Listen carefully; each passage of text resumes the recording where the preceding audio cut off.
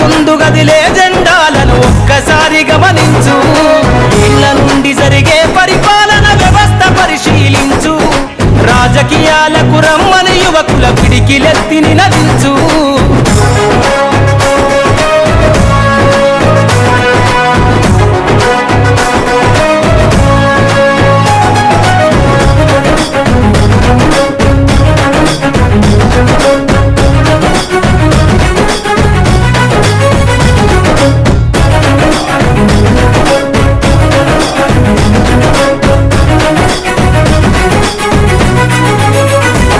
కొత్త చరిత్రనే రాసేలా కావాలి నువ్వు Mandela.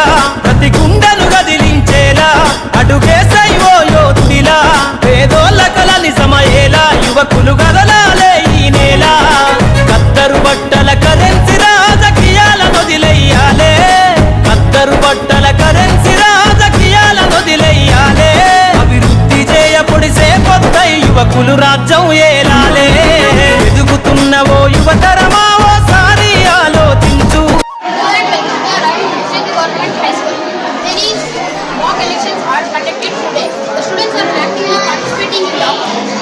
elections in a democratic process. Let's speak with teachers and students more about mock elections.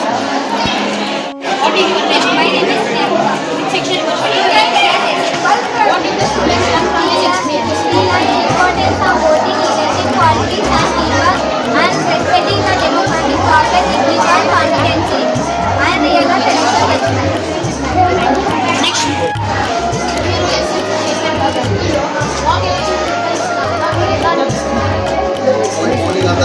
బాగా నీట్గా ఎక్సలెంట్గా బాగా నీట్గా పద్ధతి ప్రకారం ఎక్సలెంట్గా జరుగుతుంది.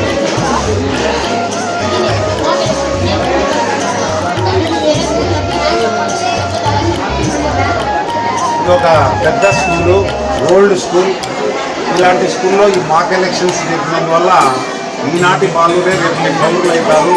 భవిష్యత్తులో జరిగే ఎలక్షన్లలో పోటీకి నిలబడేందుకు కానీ, ఓటేసుకునే విధానం కానీ, ఓటింగ్ ఎలా జరుగుతుంది అనేటువంటి పూర్తి విషయం కేవలం తరగతి గదిలో సాంఘిక శాస్త్ర ఉపాధ్యాయుడు చెప్పడమే కాకుండా ప్రత్యక్షంగా చూడడం వల్ల వీళ్ళకి అనేకమైనటువంటి విషయాలు తెలుస్తాయి. ఇవన్నీ కూడా భవిష్యత్తులో ఉపయోగపడతాయి. అందరూ కూడా ఇలాంటివి చెప్పి పిల్లల్లో నాయకత్వ లక్షణాలు, క్రమశిక్షణ భావం పెంచుతారన్నది నా ఆశయం. ఎలక్షన్ కమిషన్ ఏ విధంగా జరుగుతున్నారో అదేవిధంగా జరుగుతున్నాం. దీనివల్ల మా విద్యార్థుల్లో నాయకత్వ లక్షణాలు బాగా రావాలని, దాని ద్వారా మా స్కూల్ యొక్క వాతావరణాన్ని పరిస్థితులను తెచ్చుకోవడం, స్కూల్ కావాల్సినటువంటి మొక్కలు కట్టడాలు, తర్వాత క్లాస్ రూమ్ నిర్వహణ, ఇలాంటివన్నీ కూడా వాళ్ళు డెవలప్ కావాలి. రేపు వీళ్ళే కాబట్టి వాళ్ళ గ్రామాలను కానీ పట్టణాన్ని కానీ అభివృద్ధి చేయాలంటే వాళ్ళ నాయకత్వం ఎక్కడి నుంచి ఉంటారు. స్కూల్ పాఠశాల స్థాయిలో మాక్ ఎలక్షన్స్ కండక్ట్ చేయడం వల్ల విద్యార్థులకు ఓటింగ్ ప్రాసెస్ తెలుస్తుంది. తర్వాత డెమోక్రసీ అంటే ఏంటి, డెమోక్రసీలో ఎన్నికల ప్రాధాన్యత ఏమి, ఇవన్నీ విషయాలు పిల్లలు ప్రత్యక్షంగా తెలుసుకోగలుగుతారు. విద్యార్థులలో ప్రజాస్వామ్య విలువలు అనేటువంటివి పెంపొందడానికి అవకాశం అనేటువంటిది.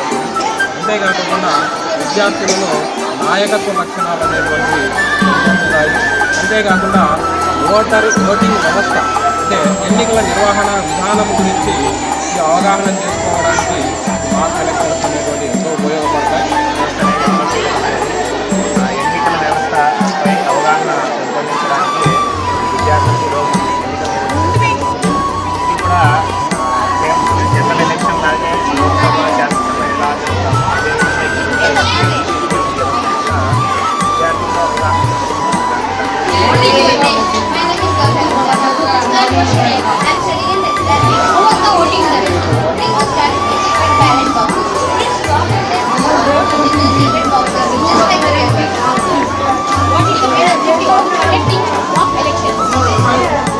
objective that is teach to students about democracy. Students, leaders, responsibility and how to choose the voting and leader. Who conduct mock elections?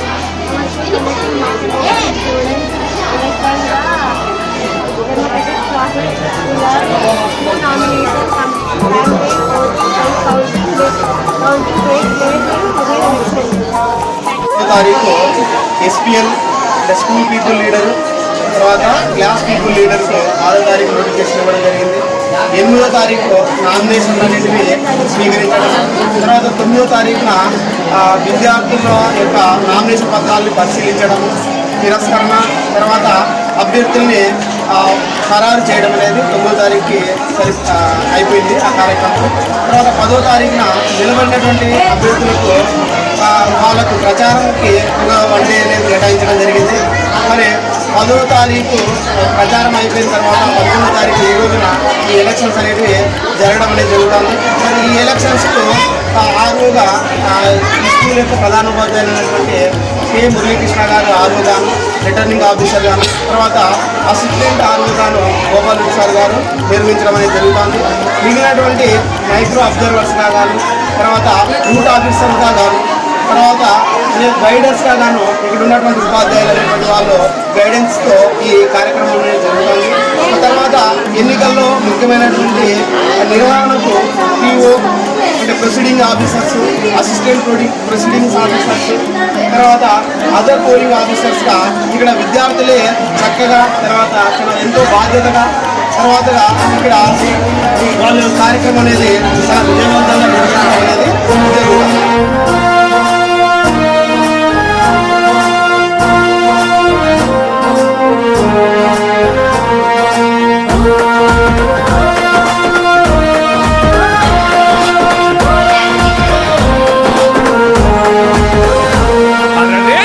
యువత యువత మీరు ముందుకు రావాలి, రాజకీయాలు మొదలు పెడుతూ సర్పంచిగా పోటీ చెయ్యాలి, చెగువీరుల స్ఫూర్తితోటి మీరు ముందుకు నడవాలి, దేశ చరిత్రనే మీకు గిరగా రాయాలి.